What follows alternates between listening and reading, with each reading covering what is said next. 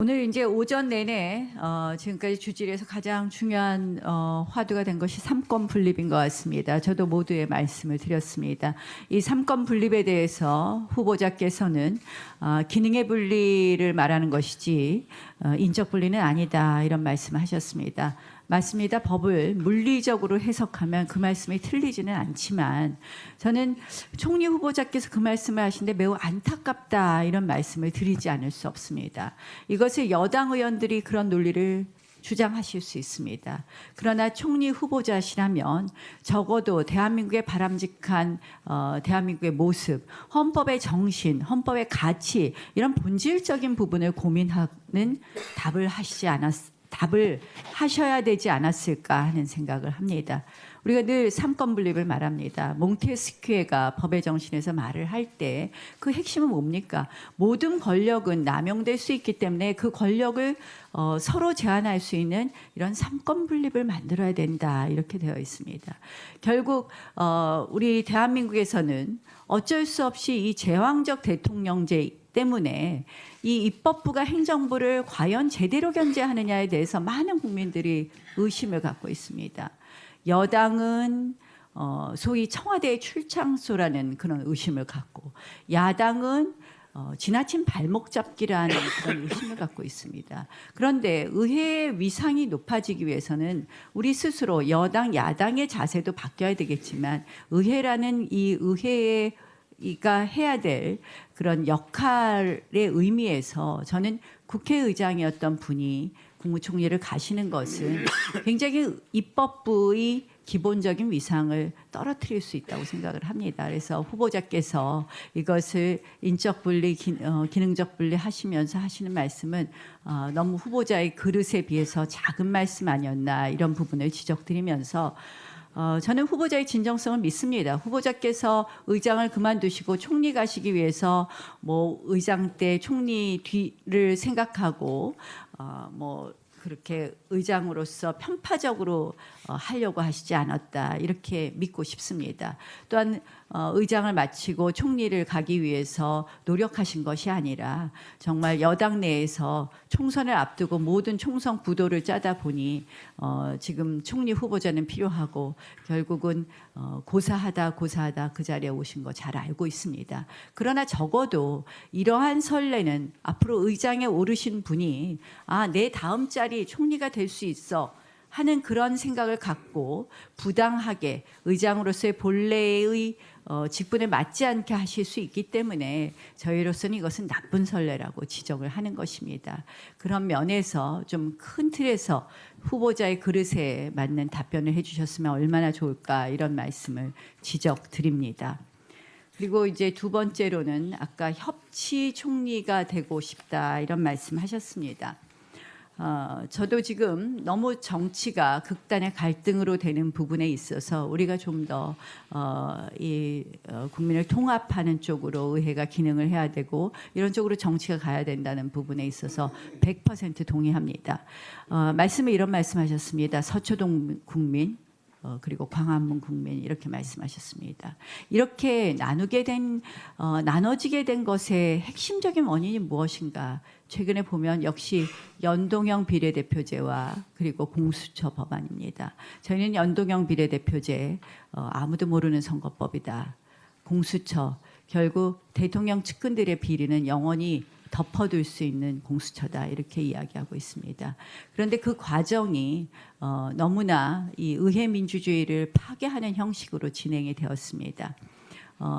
결국은 합의 통과되지 못했고 의회의 새로운 역사를 쓰면서 의회에 있어서는 안 될 불법 사보임이라든지 긴급 안건 조정위원회 기간을 갖다 90일을 무시했다든지 이러한 절차를 거쳐서 이것이 가결되었습니다. 과연 연동형 비례대표제나 공수처 법안이 통과되는 과정에 있어서 의회 민주주의에 위반된 부분은 없었는지 또 이러한 절차상에 이런 흠이 있는 이 두 가지 법안에 대해서 이런 하자를 치유하기 위한 노력을 할 생각은 없으신지 여쭙고 싶고요. 또 하나 제가 질의하고 싶은 것은 마지막으로 질의하고 싶은 것은 결국 이 과정에서 여야의 어떤 정치적 의사표시로 인한 충돌이 사법의 영역으로 넘어가고 말았습니다.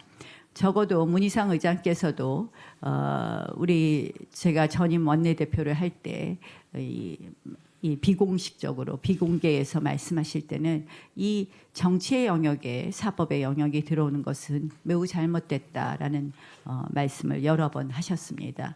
저는 이러한 부분에 대해서 정치라는 것이 서로 충돌하고 의견이 다를 때 갈등을 하지만 결국 정치의 영역에서 풀어야 되는데 이것이 사법의 영역으로 간 것도 매우 유감스럽다고 생각을 합니다. 이 부분에 대한 후보자께서 앞으로 어떤 생각을 가지고 계신지 그에 대해서 답변해 주시기 바랍니다. 네, 우선 그 삼권 분립에 대해서 저는 이제 그 삼권 분립의 위반이냐 아니냐 그것은 결국은 법과 더 올라가면 헌법에 의해서 그게 판정되는 것이지 누구 감정이나 그냥 다른 기준에 의해서 평가되는 것은 아니다. 그래서 이제 위원장께서도 그런 말씀을 하셨잖아요. 입법부의 위상에 문제가 있다. 그 위상에 대해서는 제가 그럴 수 있겠다. 비록 현직 의장이 아니고 전직 의장이지만 입법부의 구성원의 입장에서는 전직 의장이 총리로 가는 것에 대해서 마땅치 않게 생각하실 수 있다. 저도 원래 그렇게 생각했었지 않습니까?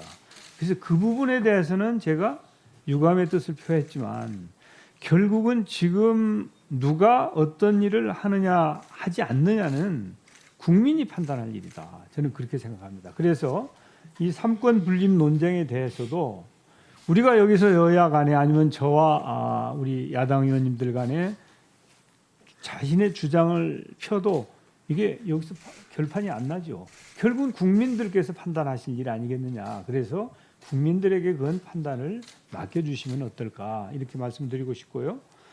그 다음에 이제 연동형 비례 선거법하고 공수처법 사실은 이런 중요한 법들이 여야 합의에 의해서 처리되는 것이 최선이죠. 특히 선거법은 여야 합의에 의해서 처리해야 되는 것이 과거의 덕목이었습니다. 그런데 이제 또 다른 한편으로 생각하면 선거가 지금 바로 눈앞에 다가왔는데 원래 1년 전에 선거법은 확정하라는 거거든요.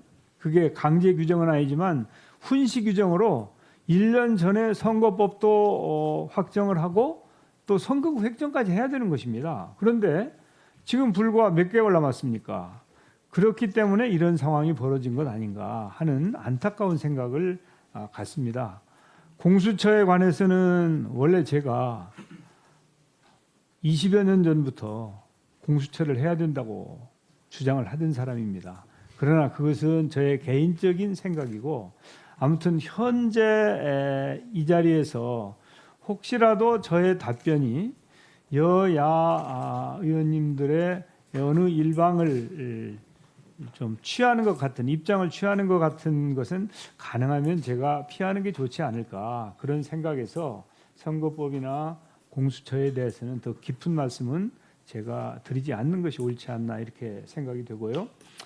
이제 그 선거법을 처리하는 과정에서 선진화법 때문에 사실은 입법부가 참으로 수용하기 어려운 상황에 지금 처해 있습니다. 너무 안타깝고 답답한 심정입니다. 다행히 지금 민생 법안은 먼저 처리하겠다고 여야가 합의를 했다고 말씀을 들었습니다. 거기에서 좀 더 나아가서 좀 더 많은 문제에 대해서 현안들에 대해서 그리고 중요한 문제에 대해서 여야가 머리를 맞대고 지혜를 모아서 좀 국민들 걱정 좀 덜 시켜드리면 어떨까. 여야가 오순도순 타협하고 대화하고 해서 합의해서 어떤 결론에 도달하면 국민들께서는 박수 칠 것입니다. 그리고 편안해 하실 겁니다. 그러면 더 이상 광화문에 나오실 필요도 없고 서초동에 나오실 필요도 없고 여의도에 나오실 필요도 없는 그런 날을 빨리 만드는 것이 우리 정치권의 책무라고 생각합니다. 그런 점에 대해서 좀 위원님들께서 잘 판단해 주셨으면 하는 바람입니다. 총리 후보자의 답변이 추상적이시고 실질적으로 여야 정치권에만 책임을 넘기셨는데요.